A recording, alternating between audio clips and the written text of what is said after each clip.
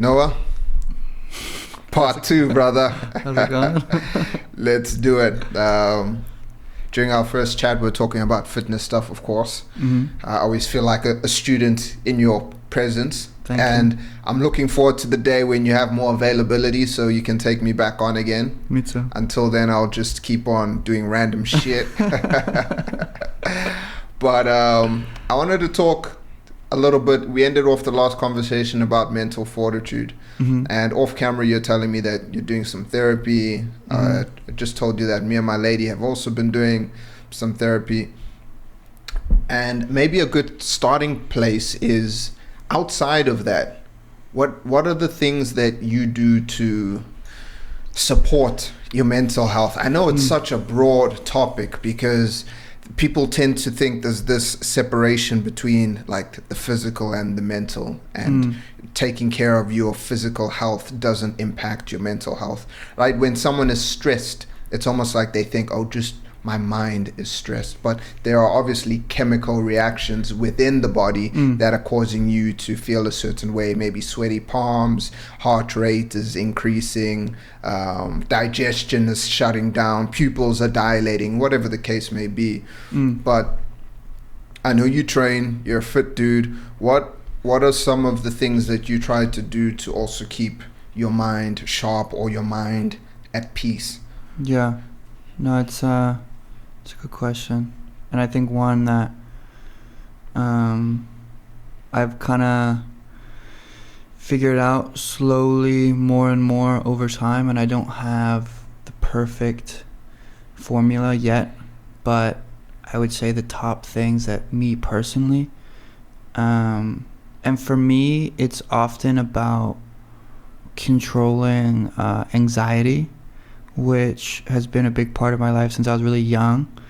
And fitness actually was also a major role player in learning how to put a lot of anxious energy towards something productive and making me a little bit more calmer.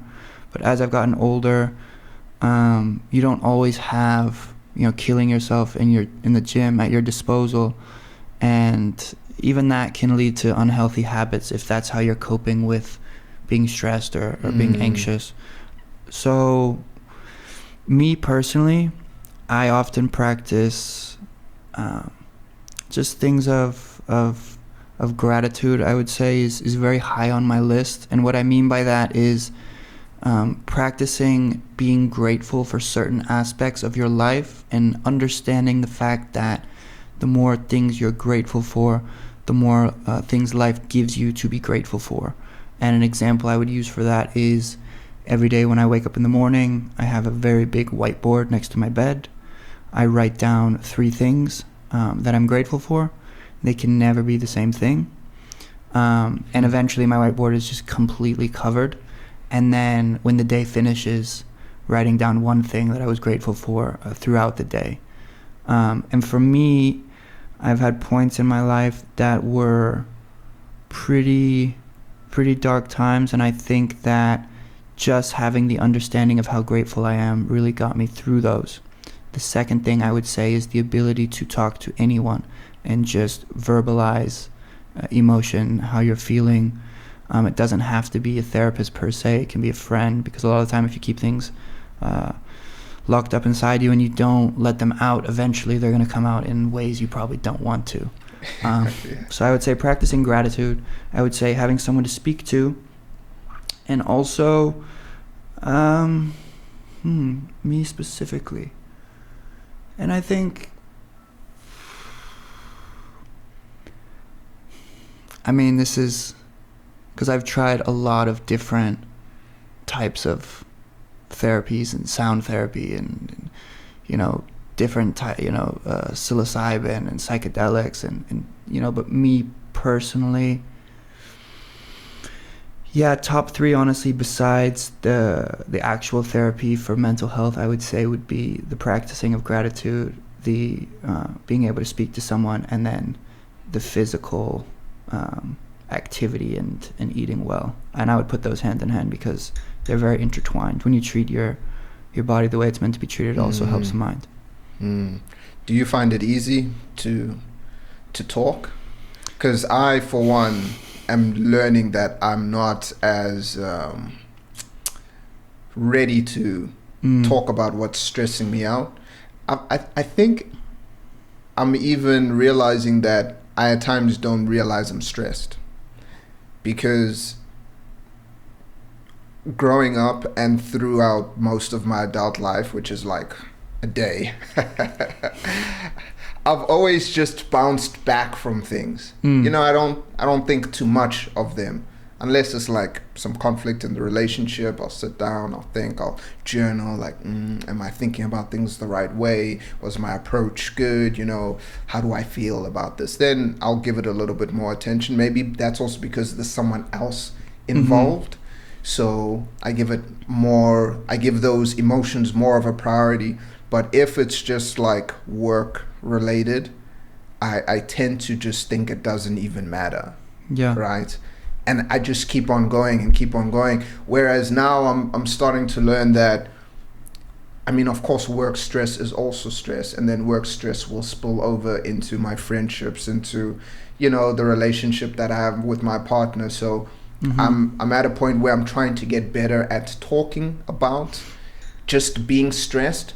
Yeah. But I also sometimes feel like I don't want to be a burden, or that maybe I'm the person to take on the stress from friends and from partners, and I should just coast. No. Yeah, no, I understand completely. I think it's a thing in guys especially, where feeling like the problems aren't super important or more important than what other people's problems are, so you don't really feel the need to voice them. I think it's all about perception. I think no problem is greater than someone else's problem, because everyone perceives their own problem in a certain way.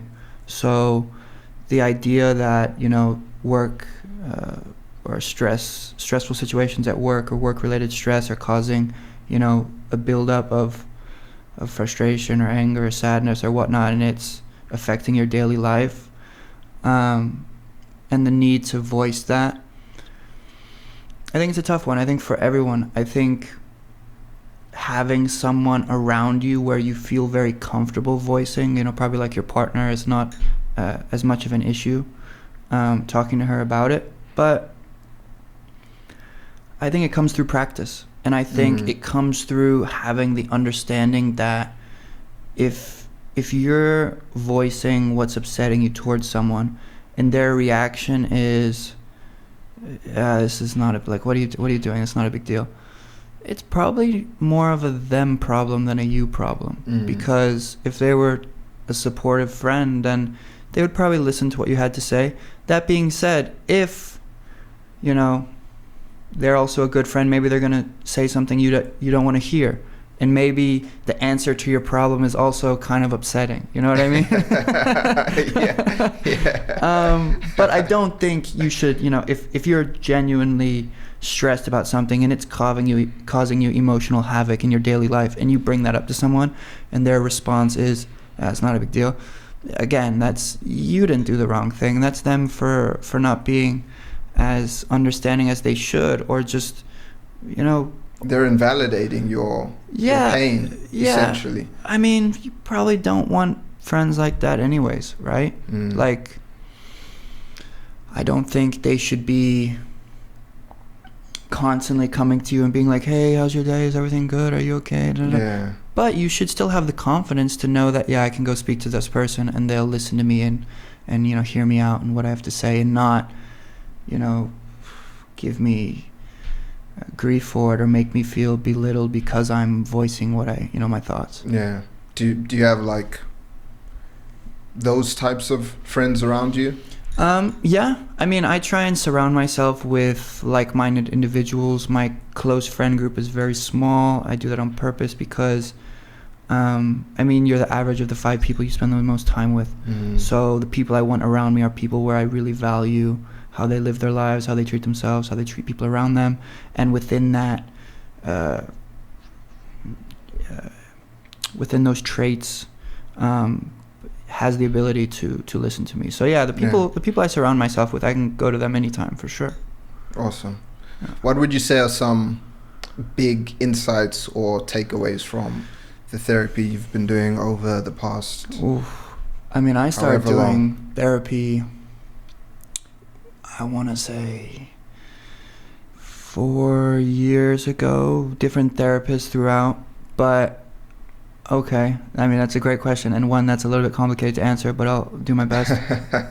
I think the biggest realization that I had made over time was one, the way I look at what it means to be a man, and what I look at it means to have strength.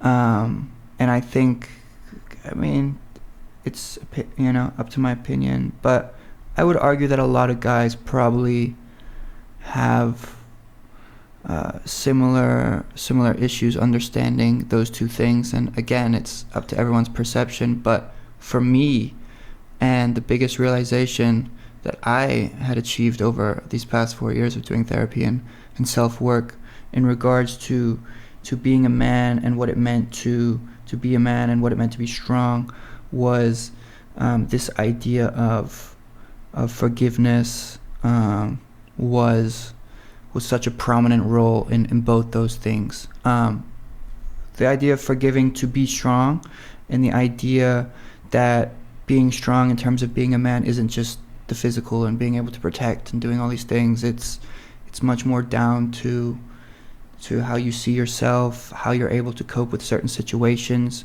Do you have the ability to, I say this word, forgiveness, for your own sanity, not because someone maybe actually deserves forgiveness.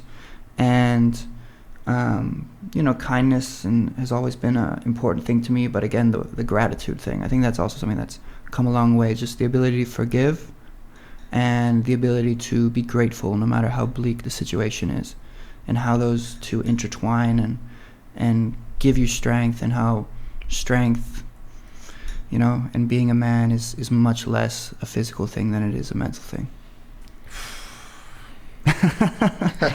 Yeah, I it's very difficult to word exactly what I want to say. Very well said, man. Because it's a very well said, tricky topic for me. But yeah, there was a lot of my life where I was really mad at people, and I was really mad at myself, and I questioned, you know, was I a man? Was I not able to do things that should have made me a man? Like all these different things. And it wasn't able till I was really able to forgive, especially myself, that you know, I was able to be more grateful as well, and more appreciative and happier, and have a, you know, deeper understanding of how to achieve those things. Where do you think the anger came from, if you're able to share that? Yeah. I can relate with that. I was mad as hell in my teens. Yeah, I think I just... It was... That's a good question. I think the anger came from frustration. The frustration came from the anxiety. And the anxiety came from... I mean, the anxiety was always there, to be honest. But I was more frustrated on how I was handling situations, and that made me angry. It made me angry that I was doing certain things consistently over and over, and following a merry-go-round of bad experiences, and I couldn't really figure out how to end that cycle. And that was making me very angry, because I just wanted out of it, and I didn't know how to get out of it. I think a lot of people will be able to relate with that, because that's essentially what many of us find ourselves in, not just in romantic relationships, but even friendships, work situations, is we tend to go back to what's familiar. Yeah. And a lot of the times what is familiar to us isn't actually good for us. So we try to leave the thing that is hurting us, only to find something else that is, you know, it's just dressed in something else, but it is the same thing that continues to hurt you over and over again. So people will find themselves in another relationship that seems to be going nowhere, but in their minds, they're like, how is it that I keep ending up in, I've had like 8 different relationships, but, they're all the same. It's essentially all the same relationship. But, when people have trauma and these types of things, they also try, as a way of erasing the trauma, they try to take control of that which traumatized them. Yeah. Right? So they go back to those same types of people or those same types of situations that had traumatized them, and then subconsciously they try to change the outcome, but they just end up going in the same brutal cycle. For sure. No, I mean, I've lived it. So I can relate. But I also think, I think the ultimate goal for everyone is, understanding how to self-validate and understanding that you don't really need the validation of others to make yourself happy and achieve the happiness that you're probably looking for. That being said, that's a tremendously hard thing to do, and I definitely haven't done it. There's many times where I'm posting topless photos on Instagram and squatting whatever times 10. Yeah. And at the end of the day, you're doing it because you want to be validated for the work you've done. Or if I'm posting a video of me lifting heavy weight on social media, it's because I want people to acknowledge it and say, hey, I can see you've trained for 15 years. Yeah. I can see you know what you're doing, all of these things.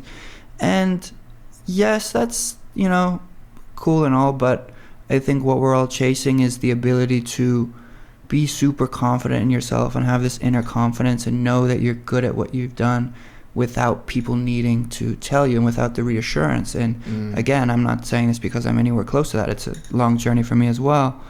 But I think a lot of the mistakes we make is because we're constantly chasing that. And like you said, with the relationships and things like that, and you're meeting this person, and it's probably a similar cycle too, because they make you feel a certain way and they give you that validation that you're chasing. And I think especially when it comes to women, I think a lot of guys are finding themselves in bad situations because they're just craving this sense of validation from women. And they want the woman to love them or make them feel a certain way, and they obviously haven't figured out things that they can do on their own. And I think you got to really figure out how to be happy a little bit on your own before you can be happy with someone else. Maybe even more than a little bit. Yeah, 100%. I think you can't rely on anyone else to make you happy. I think there's different things in play. Like I think the need for dopamine is such a huge one too, and you're like chasing it through different things. Yeah, we literally evolved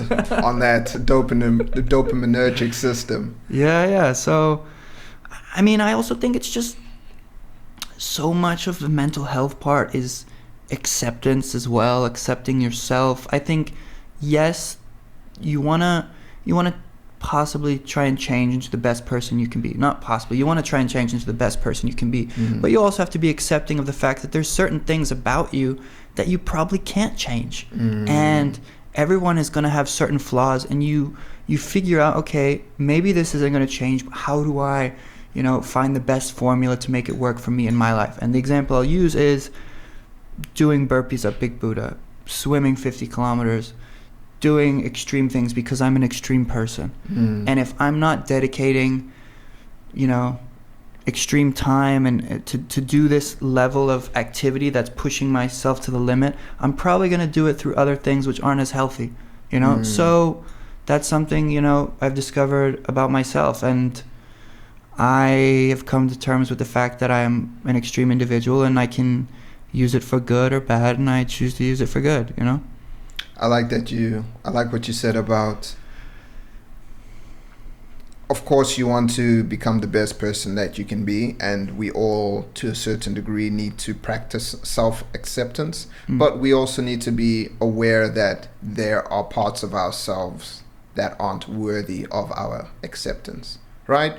Oh, absolutely. That it's like, okay, look, I understand I am this person with all of these flaws, and I accept that, but it doesn't mean that you should not try to better yourself and maybe burn away some of those parts of you that are pulling you back or slowly drowning you. 100%. And then funny what you said about also accepting parts of ourselves that might never change. That's something that came up in therapy when I was in therapy.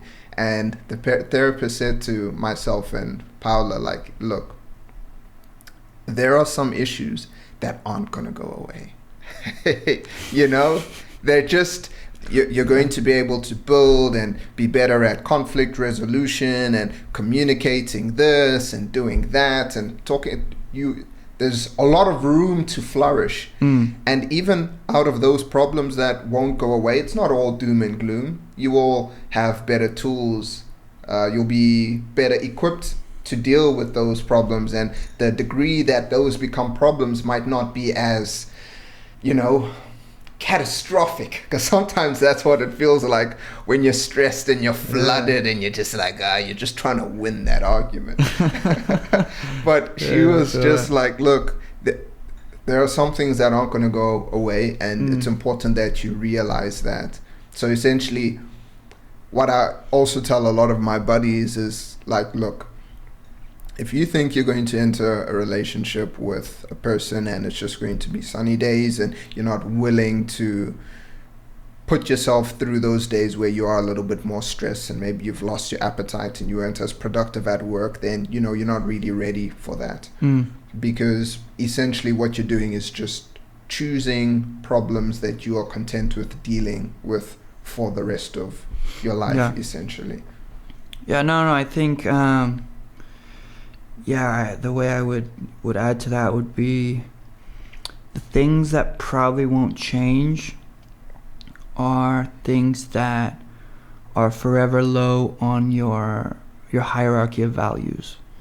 And a lot of that is going to be dependent on certain experiences and certain things you went through growing up, and that most likely molds and forms your system of values as an adult. And that's going to be very hard to change because it's just instilled in you. And based off those values, you're going to have certain traits or certain things of importance that matter to you that may be completely different to someone else. And if it's in a couple type situation, you know, the woman might have she'll probably have a somewhat different set of values. Some might be exactly the same because you guys are obviously compatible to a certain degree.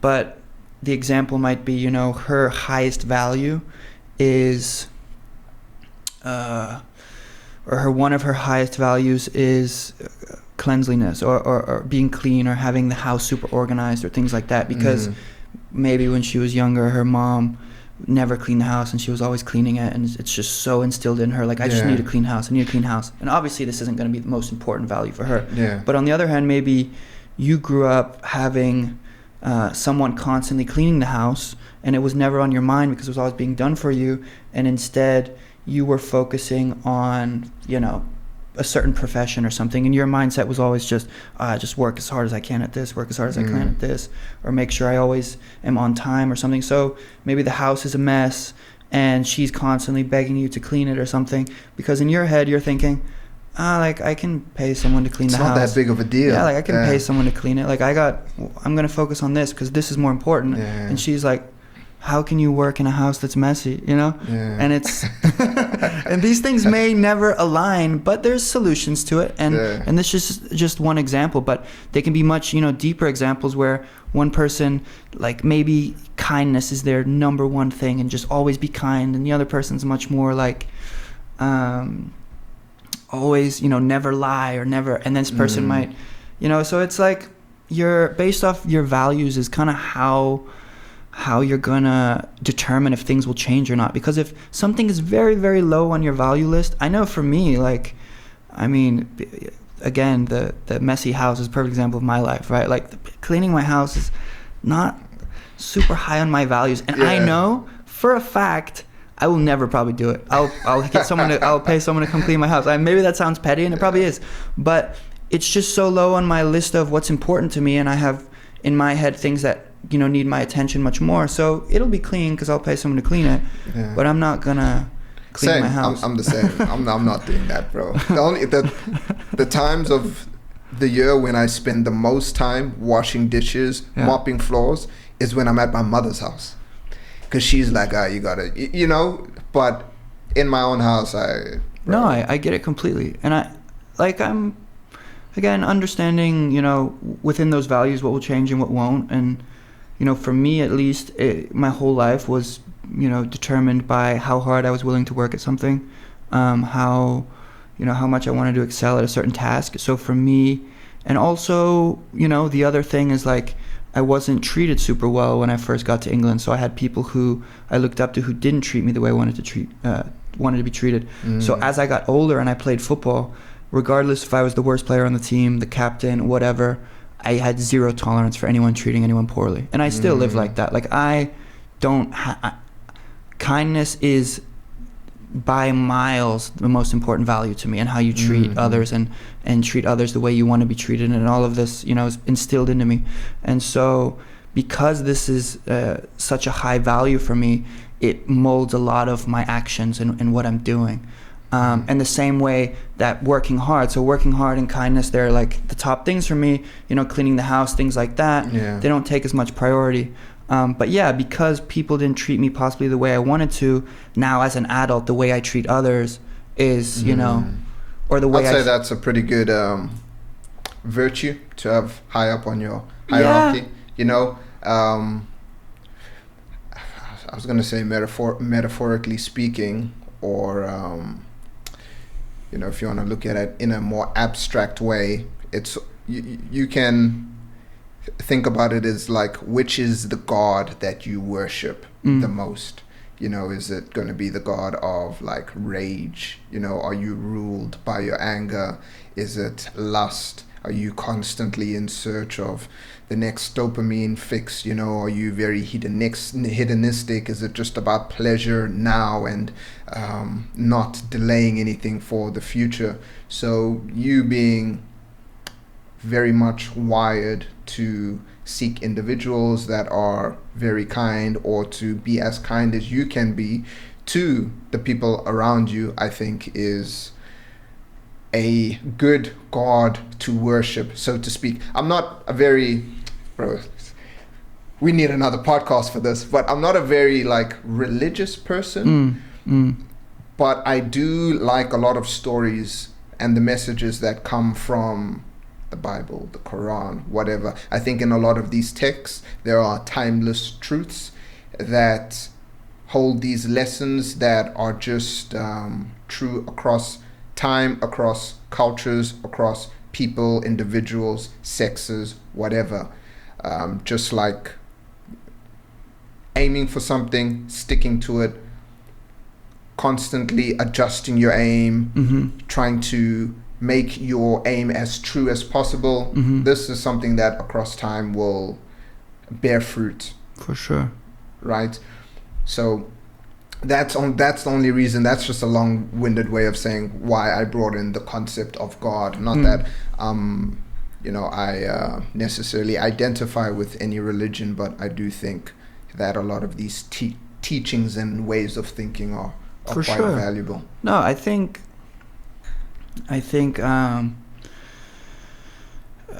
perspectives, other people's perspectives, your own perspective, the perspective of a religion, it's all information and things that can be applied to our own thought process and our own beliefs. And there's great things in everything, and you can take pieces of everything and add it to your own system of beliefs, and they can benefit you the same way that there's poor things about everything that you can take and it cannot benefit you. So I wouldn't say one religion is far superior than the others. I think they all have something you can probably take away from them that could benefit you in some way, and I wouldn't shame anyone for believing in anything that helps them in their life. I think I would say the last thing that I really think about often in relation to mental health is shifting perspective and understanding different people's perspective in relation to your own. And I think when you have the ability to start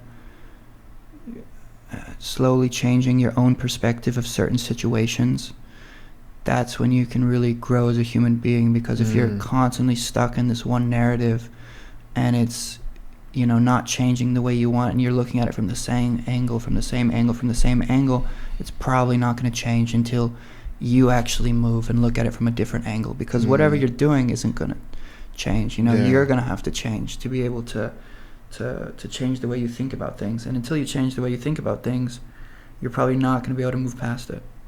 Sadhguru says that if you identify with what you know, then you become limited to that of which you know.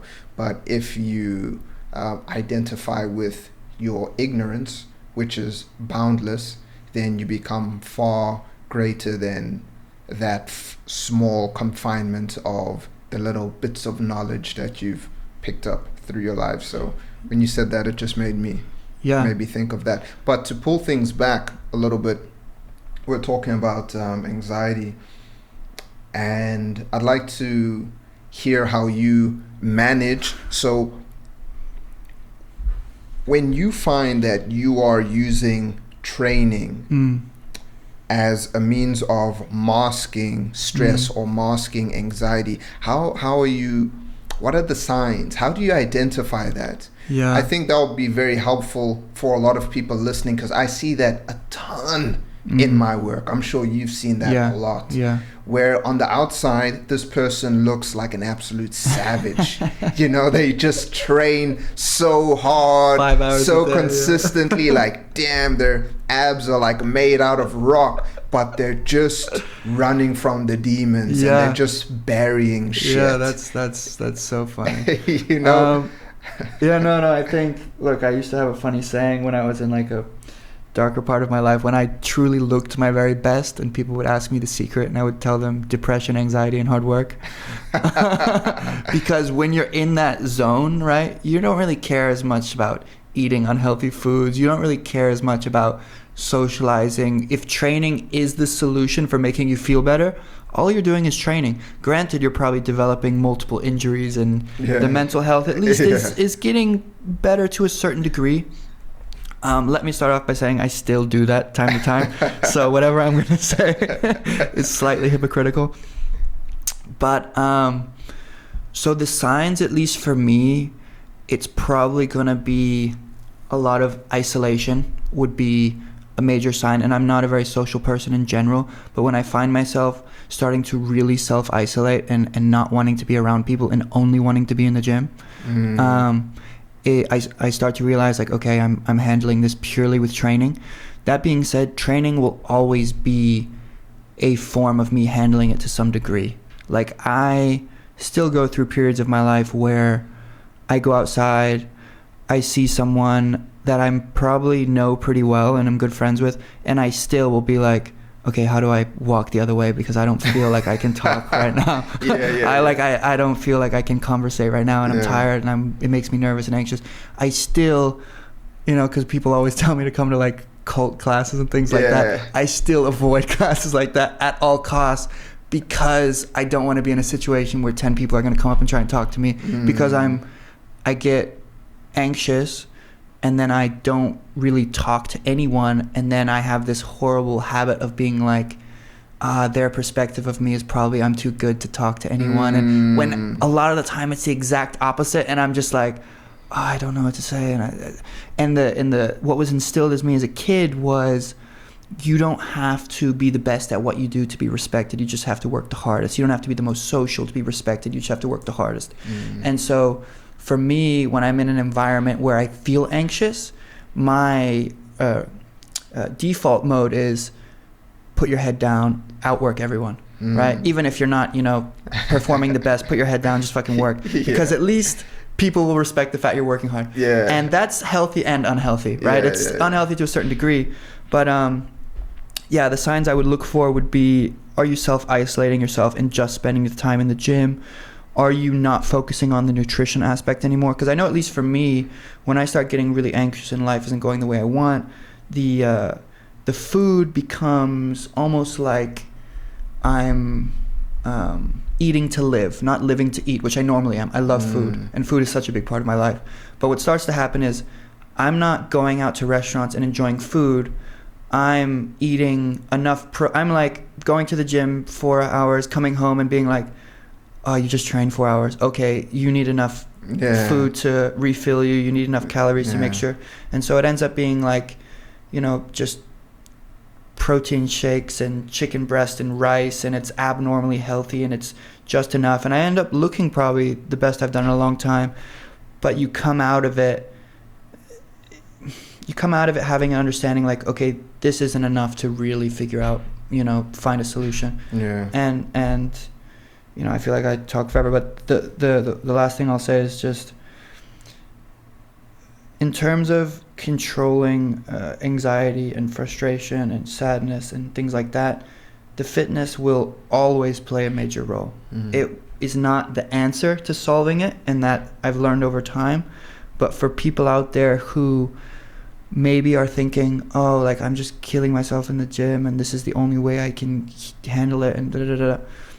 I'm telling you right now, you're going to go through a portion in your life where you're probably going to get injured, and that's going to be the worst time of your life, because that formula on how you handled the mental health is completely thrown out the window. And you need to have other solutions in place, and fitness can always play a role in making you feel good. And there's still times when I'm so like not in my own head and feeling super anxious, and I'll go to the gym and I'll literally just grab a heavy pair of dumbbells and just do Bulgarian split squats until I pass out. Right?